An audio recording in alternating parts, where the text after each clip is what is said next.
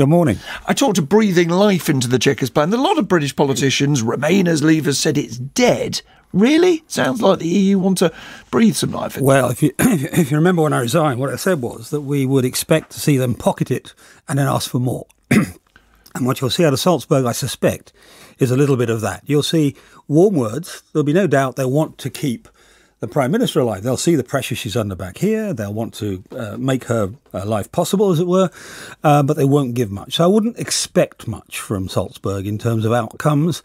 You've seen already the normal pressures. On the one side, the Austrian presidency trying to be helpful, trying to get a wide debate, and Donald Tusk, the President of the Council, slapping that down, saying, no, just 10 minutes, that's it. You go away and we'll talk about it when you're gone. So it is possible that the Prime Minister will get a deal, not tonight, of course, but in the next few weeks. But in your view, it still will not be the deal that she's laid out in that Chequers plan. The risk has always been, and it's always been the standard pattern of EU negotiation to just pocket everything and keep pocketing right up until the last possible minute. That's the standard approach. Now, this week the Prime Minister said it was her deal or no deal. False choice?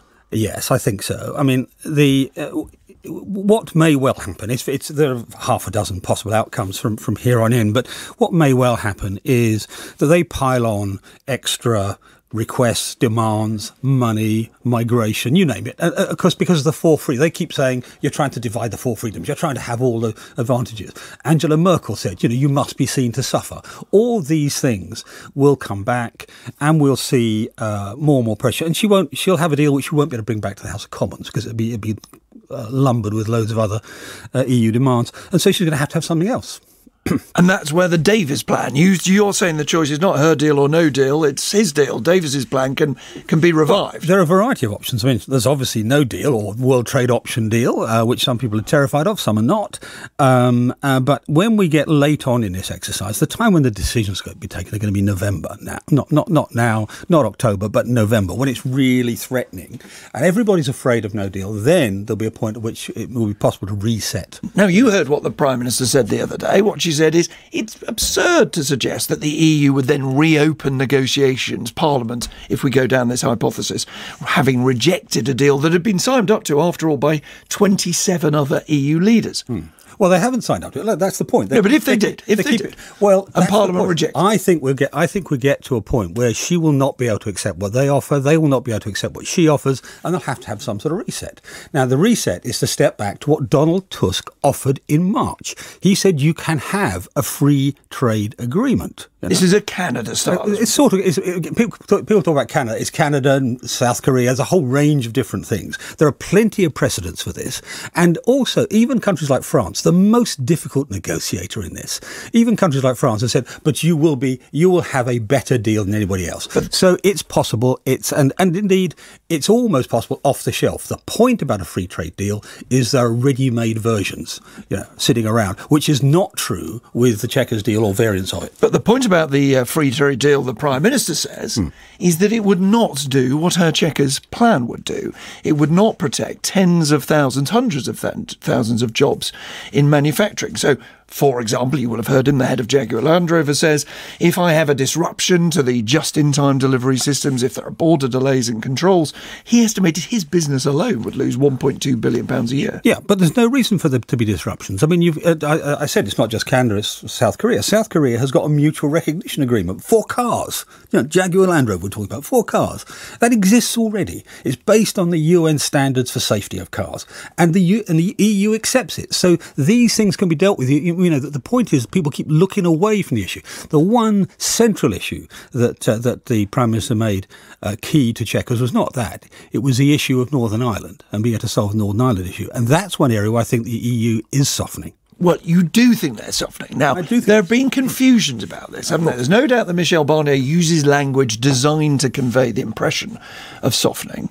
But what we were hearing from our expert Chris Morris earlier is he's talking about dealing with the worry she has about a border through the Irish Sea. What he's not doing is coming up with ideas to avoid a hard border in Ireland itself. But the methods he's using checks away from the border, which the EU refused to consider 6 months ago.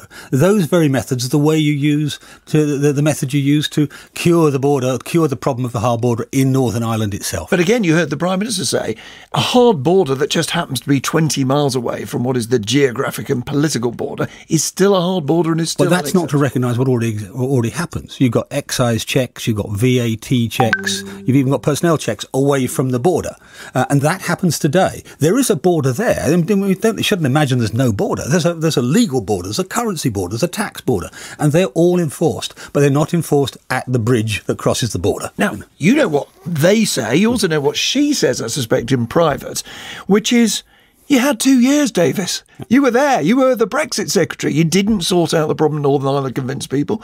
You didn't convince people that a Canada free trade deal would protect manufacturing jobs. So the idea that it can now be done at the last minute is surely fanciful. Well, if she is talking in private, I'll tell you what she'll say. She'll say that David said to her every time, this will come to a pressure point late. I wanted the pressure point early, actually. You may remember I wanted to have a fight over the sequencing and the method of negotiation. She didn't want to do that. So I said the alternative is the pressure point will come late, October, November of this year. That's when people will start to move. Always the case with the European Union is that they move at the last possible minute. After they've tested your mettle, after they've taken you to the cliff edge, to use the phrase everybody's fond of. And that's what will happen. Well, the question, though, is whether you're right that happens or whether she does indeed do a deal and Parliament doesn't accept it. You are willing, are you, whatever the consequences, to vote against the Prime Minister? Because you made clear that you're not moving against her personally. Yeah. But you are prepared to be part of a coalition that defeats a deal, even if it's signed up to. I resigned over this. I'm not going to vote for it. Let me just explain very simply to you why Chequers is a bad deal. They talk about it's not going to have any effect on cars or chemicals. They're probably right. But in the future, we're going to be the world leaders in artificial intelligence, in self-driving cars, in life sciences, in genomics. We're going to be the world leaders, but the rules for our own industries are going to be made in Brussels, to our disadvantage, undoubtedly. Being a rule taker in the future will be a real handicap to our ability to compete. You know what your old colleague and fellow Leaver says, Michael Gove. He says, get Chequers, get us across the line, get us out of the EU. We'd have all these debates about exactly what you do later. Michael Gove's a very clever man, and sometimes clever men miss the obvious. Are you avoiding the phrase "too clever" by well, all right, if you like, you can say that. But the very obvious point is we have a negotiating lever today. We have 39 billion of them. The 39 billion pound contribution we're going to make in the withdrawal agreement. Once we've signed that away, our negotiating leverage evaporates and we will not get it straightened out. If he wants an example, look at what's happened to Switzerland. Every time Switzerland tries to get something material changed, it comes under threat of the whole thing being cancelled and it collapses. A final thought, there'll be plenty of people listening to you are thoroughly sick of this row inside the Tory party about what Brexit should be when Brexit needn't have happened in the first place. And they will say, we want a second referendum, what they call a people's vote. I'm sure you're opposed to it, but as someone who understands the House of Commons and the power of the backbenches, how possible is it if Parliament wills it? Pretty unlikely, because most people understand that to announce a second referendum would be to invite the European Union to give us the worst deal possible in order to persuade us to stay in. That's the consequence of a second referendum, and it's why it's a very bad idea. It's completely against the national interest. They say no. They say it will come at the crunch point. If Parliament rejects the deal, if, in other words, there is basically stasis, then bring the people into... Well, there is no stasis, because if Parliament rejects the deal, we leave under World Trade Organisation terms. It's not stasis. That's the outcome, which, by the way, Parliament voted for in the Article 50 bill and in the withdrawal bill. Twice the Parliament voted to leave, and that's what's going to happen. Final conclusion. Theresa May, in your view, no deal or my deal, what actually will be outcome? I think there are several possible outcomes in November, but it will be November when it's decided, and I think there will be other deals on the table at that point. David Davis, thank you.